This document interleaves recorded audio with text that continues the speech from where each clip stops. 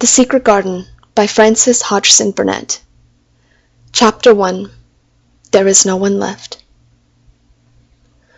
When Mary Lennox was sent to Misselthwaite Manor to live with her uncle, everybody said she was the most disagreeable-looking child ever seen. It was true, too. She had a little thin face and a little thin body, thin light hair, and a sour expression. Her hair was yellow, and her face was yellow because she had been born in India and had always been ill in one way or another.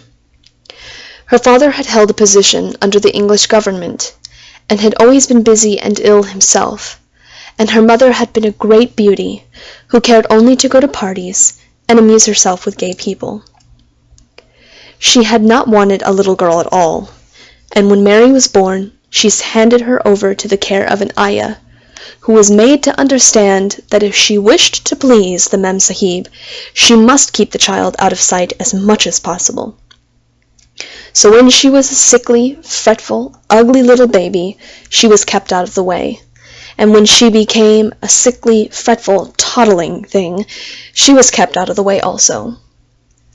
She never remembered seeing familiarly anything but the dark faces of her ayah and the other native servants, and as they always obeyed her and gave her her own way in everything, because the Mem Sahib would be angry if she was disturbed by her crying, by the time she was 6 years old she was as tyrannical and selfish a little pig as ever lived. The young English governess who came to teach her to read and write disliked her so much that she gave up her place in 3 months, and when other governesses came to try to fill it, they always went away in a shorter time than the first one. So if Mary had not chosen to really want to know how to read books, she would never have learned her letters at all. One frightfully hot morning, when she was about 9 years old, she awakened feeling very cross, and she became crosser still when she saw that the servant who stood by her bedside was not her ayah. "Why did you come?" she said to the strange woman. "I will not let you stay. Send my ayah to me." The woman looked frightened, but she only stammered that the ayah could not come, and when Mary threw herself into a passion and beat and kicked her, she looked only more frightened, and repeated that it was not possible for the ayah to come to Missie Sahib. There was something mysterious in the air that morning. Nothing was done in its regular order, and several of the native servants seemed missing, while those whom Mary saw slunk or hurried about with ashy and scared faces.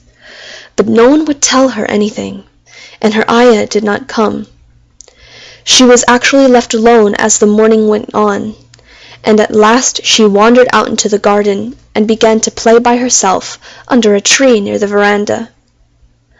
She pretended that she was making a flower bed, and she stuck big scarlet hibiscus blossoms into little heaps of earth, all the time growing more and more angry, and muttering to herself the things she would say, and the names she would call Sadie when she returned.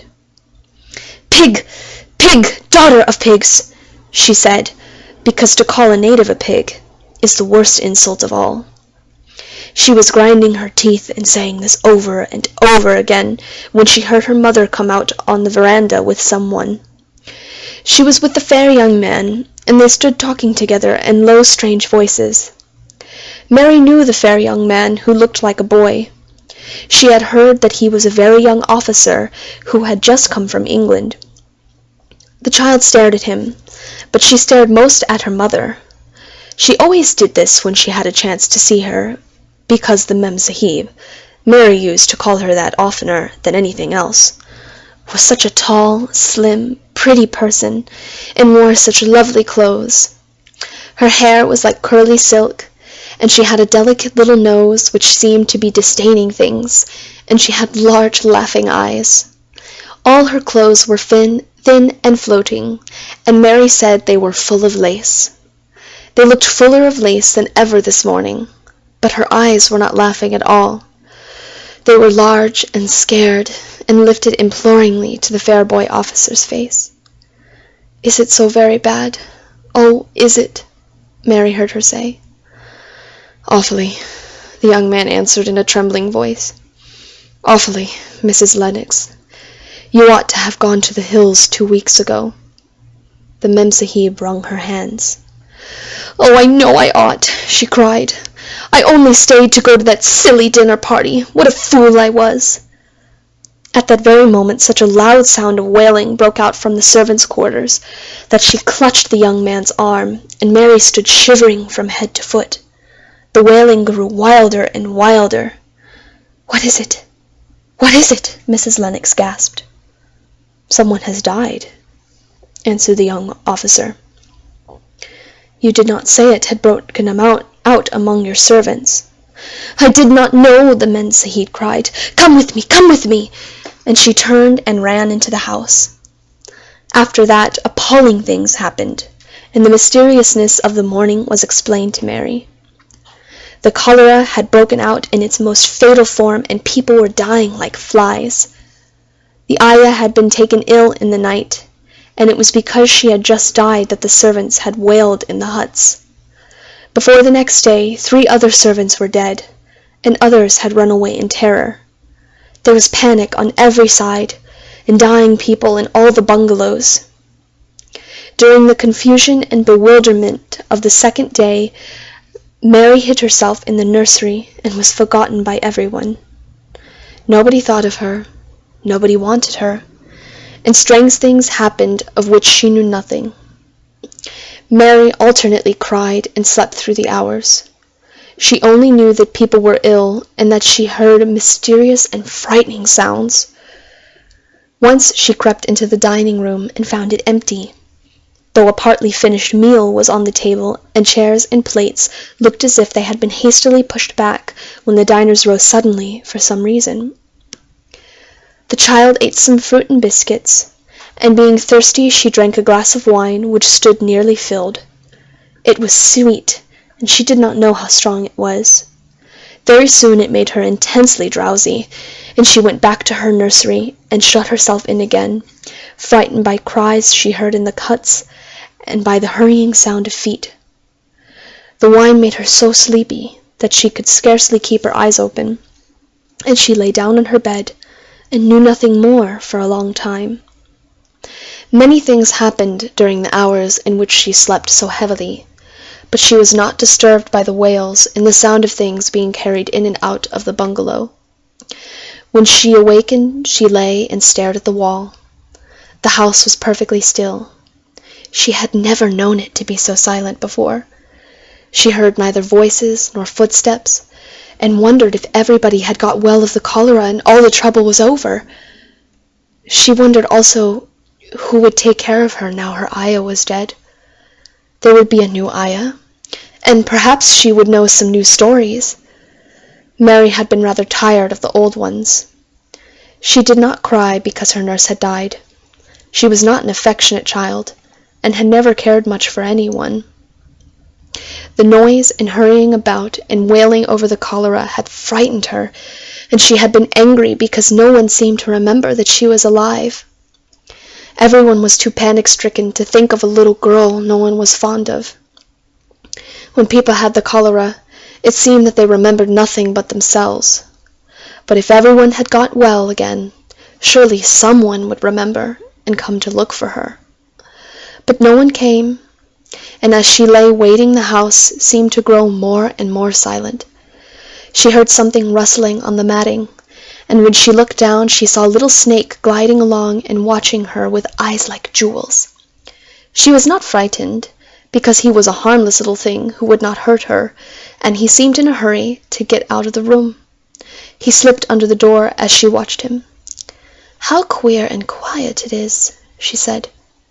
"It sounds as if there were no one in the bungalow but me and the snake." Almost the next minute she heard footsteps in the compound, and then on the veranda. They were men's footsteps, and the men entered the bungalow and talked in low voices. No one went to meet or speak to them, and they seemed to open doors and look into rooms. "What desolation!" she heard one voice said. "That pretty, pretty woman! I suppose the child, too. I heard there was a child, though no one ever saw her." Mary was standing in the middle of the nursery when they opened the door a few minutes later. She looked an ugly, cross little thing, and was frowning because she was beginning to be hungry and feel disgracefully neglected. The first man who came in was a large officer she had once seen talking to her father. He looked tired and troubled, but when he saw her he was so startled that he almost jumped back. "Barney!" he cried out. "There is a child here! A child alone! In a place like this! Mercy on us, who is she?" "I am Mary Lennox," the little girl said, drawing herself up stiffly. She thought the man was very rude to call her father's bungalow a place like this. "I fell asleep when everyone had the cholera, and I have only just wakened up. Why does nobody come?" "It is the child no one ever saw," exclaimed the man, turning to his companions. "She has actually been forgotten." "Why was I forgotten?" Mary said, stamping her foot. "Why does nobody come?" The young man, whose name was Barney, looked at her very sadly. Mary even thought she saw him wink his eyes as if to wink tears away. "Poor little kid," he said. "There is nobody left to come." It was in that strange and sudden way that Mary found out that she had been neither father nor mother left, that they had died and been carried away in the night, and that the few native servants who had not died also had left the house as quickly as they could get out of it, none of them even remembering that there was a Missie Sahib. That was why the place was so quiet. It was true that there was no one in the bungalow but herself and the little rustling snake. End chapter 1.